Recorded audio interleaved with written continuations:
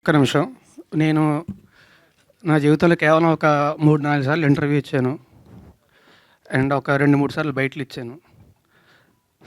తను నాకు అంత క్లోజ్ ఫ్రెండ్ కూడా కాదు. అయినా సరే నా కోసం నిలబడ్డాడు, నా కోసం అందరితో మాట్లాడాడు.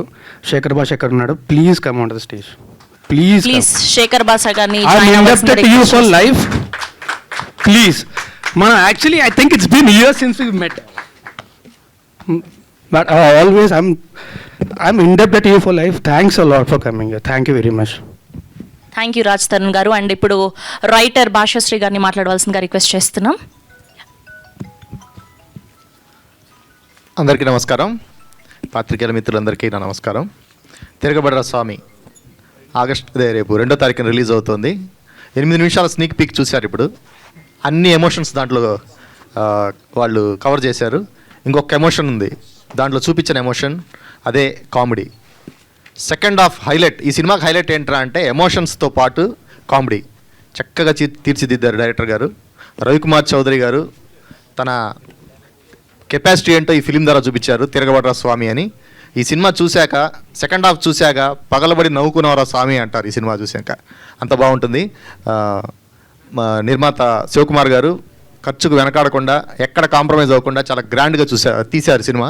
ఇప్పుడు మనం చూస్తే తెలిసింది, విజువల్స్ చూస్తే అర్థమవుతుంది ఎంత గ్రాండ్గా వచ్చిందో సినిమా. రాజ్ తరుణ్ గారు, మాల్వి మల్హోత్రా గారు చాలా అద్భుతంగా నటించారు.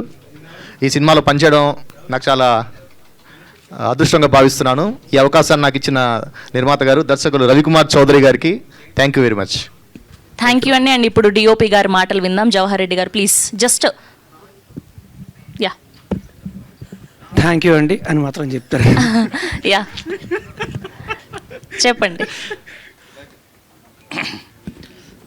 అందరికీ నమస్కారం అండి.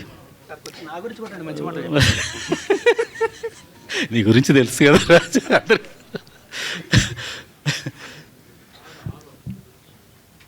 సినిమా చూశారు కదండి, షోరీలో మీకే అర్థమై ఉంటుంది ఎలా చేసాము అంతా. మీరు డిసైడ్ అయి ఉంటారు, సినిమా మీద ఒక ఒపీనియన్ వచ్చి ఉంటుంది. ఒక ప్యాషనేట్ ప్రొడ్యూసర్, ఒక డైనమిక్ డైరెక్టర్ క్రియేషనే ఈ సినిమా తిరగబడ్డ స్వామి.